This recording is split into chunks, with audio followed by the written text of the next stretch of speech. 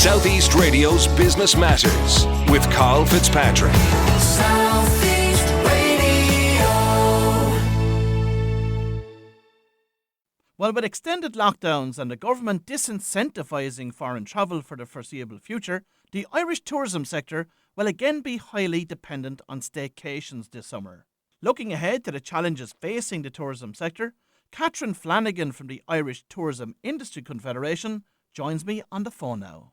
Catherine, you're the head of special projects with the Irish Tourism Industry Confederation, but what functions does the organisation provide for the sector?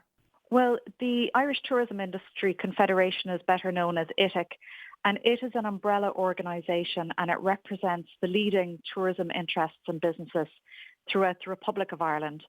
So our members, of which we have over 30, would include the leading tourism and hospitality associations like the Irish Hotels Federation and the Restaurants Association, in addition to some of the international carriers like Aer Lingus and Stena, and also some of the large iconic visitor and tourism attractions in Ireland, such as the Guinness Storehouse and Jameson. And of course, the tourism sector was undoubtedly one of the worst affected sectors last year. But remind our listeners about the scale of the impact which COVID-19 had on these businesses.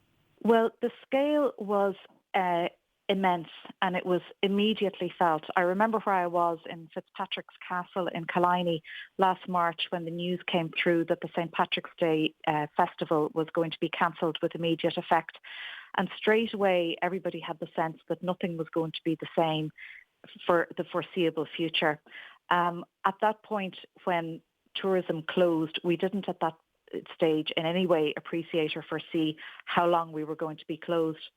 And little did we think that by the end of the year, we would be counting job losses of 160,000 and a drop in international visitor numbers of about 90% on the previous year. And of course, the international tourist market makes up about 70%, doesn't it? Yeah, it's very substantial and it is spread all around the country. So 70% of our travellers come from overseas and their spend is much more substantial than the domestic market too. It's extremely valuable business that comes from North America, from Great Britain, mainland Europe and from farther afield. It's highly valued and highly prized. And of course, the government hasn't been wanting in relation to providing a full range of supports for businesses throughout this pandemic, which included the Employment Wage Support Scheme, the COVID Restriction Support Scheme, commercial rates waivers, amongst others. What is the organisation's thoughts in relation to the level of supports that the state has provided to date? Well, I think that a good deal of credit needs to be given to the state for supports that have been provided so far and which were quickly rolled out with minimum bureaucracy and put in place, particularly the wage subsidy schemes when they came on board. The challenge, I suppose, that tourism has faced, and we acknowledge that the government has faced this too, is nobody really thought that this would go on as long as it has. And nobody really thought that we would be faced with rolling opening and closures of the sector over the last number of months. So we're kind of existing in a state of suspended uncertainty, wondering what's going to happen 3 months down the road. So certainly the supports have been put in place. Some could do with some improvements and we wouldn't stop advocating for supports that are certainly going to help tourism survive as best that it can. Some good work done and a little bit more to do. And of course, some of those supports expire from the 31st of March 2021, whilst others are running out at the end of this year. Is the sector now looking for certainty in relation to the existing supports being continued until the end of the year at least? That would exactly be it, yes. As you can imagine, tourism and hospitality, as everybody knows, it's a very labour-intensive type of work, and it is a very key employer in the regions particularly, where it would support local microeconomies quite strongly. So losing key assets, which, key human assets, key staff, out of the sector is something that we would wish to avoid at all possible. And the wage subsidy schemes have been absolutely essential. Consistency in relation to how long they're going to last and the rates of pay that are going to be offered are very important to know. And we would love to have a commitment that goes right up to December 31st of this year, because then people are able to operate with a degree of certainty. And Catherine, has the Confederation actually identified any new supports that need to be introduced by government? Well, we're aware that there is a large amount of EU funding which is ring-fenced for Ireland, and we'd like to see clearer plans on how that might be used to support businesses that have been so badly damaged by COVID. There's a current scheme also in place, as you know, the CRSS. And unfortunately, a large number of tourism businesses haven't yet been able to avail of that because of the nature of their business, whether they are, tour operators or boat rental or conference organisers. And we'd love to see the parameters of that extended out to make it more widely available.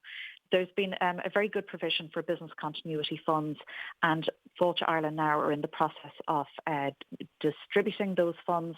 So we would like to see all of those supports continue throughout the year, and perhaps just some improvements to those that are already in place. And we've a deep interest in that EU funding that's going to come down the tracks. And Catherine, the Stay and Spend initiative was a key feature of the July job stimulus, but due to the subsequent lockdowns, it never really had an opportunity to gain any momentum. Would you like to see Stay and Spend extended beyond April? And are there any amendments to the scheme that ITIC believe would enhance consumer uptake? Absolutely. We'd love to see a revision of it. We'd love to be involved in a rewrite of the Stay and Spend scheme. Certainly when we looked across the water at our counterparts in Britain, who launched their Eat Out to Help Out scheme, it was a terrific driver of people going into restaurants in September. Now, obviously, perhaps there were mistakes made in relation to the social distancing and the practicalities of so many people dining out during the week, and that would have to be considered very carefully in light of public health. But here we were disappointed that it was a tax credit at the end of the year. People didn't really perceive that as attractive enough to drive them outside into the restaurants and the hotels. And also the fact that it didn't include some visitor attractions and other tourism services that would have added great benefit to people's summer holidays was also an opportunity lost. So we'd certainly like to see a redesign of that as some sort of stimulus for people to go out and spend some of the alleged pent-up money that they have saved up for their holidays this year. And of course, there has been much debate about the testing and quarantine requirements for international travellers entering Ireland. But what would ITIC like to see happen in this regard? That, in fact, Carl, is kind of $1 million question. As you said at the start of the piece, 70% of our visitors come from overseas. But we feel that while we would advocate very strongly for, rapid, scalable testing for international travel to enable people to come and visit Ireland, to be honest, the situation is changing so quickly that I think what people just want to see is a consistency and a decision, and ideally multilateral agreements across a number of countries, because at the moment it's very difficult in a state of uncertainty to see what other countries are doing, rates of vaccination, expectations that carriers may have. And really, it would be wonderful to see like an EU-designed agreement that goes across a number of different countries so that there's clarity for everybody, both inbound and outbound. And has ITIC seen any of your members go out of business to date? I'd find that a difficult question to answer. I think that a lot of organisations are going to see how they can survive through these quieter months and see what supports are there. I don't think we will really see a definite answer to that question until all businesses are either, ready to reopen whenever there is that sort of grand and safe reopening, which hopefully will come at some point, perhaps quarter 2, quarter 3 of this year. So I couldn't say with any certainty who has fallen by the wayside, but I would be saddened, and yet it's very likely that we will see some businesses not reopen this year. And of course, as we look ahead at the second half of 2021, what is your outlook in relation to a prospect of a recovery in the sector? There's a sense in the industry that really we could just be optimistic for one more opening. So whatever period of time that we're closed for currently, we would really hope to open with a degree of safety later on in the year. we hope that the domestic market will be strong this year. Last year we had a good summer, but again, reiterating 70% of our revenue comes from overseas. And while we lost last summer, it would be absolutely devastating to lose a second summer. Well, if you've just tuned in, that was Catherine Flanagan from the Irish Tourism Industry Confederation, and we hope that the sector will obtain the necessary supports to enjoy brighter days ahead. Southeast Radio's Business Matters with Carl Fitzpatrick. Southeast Radio.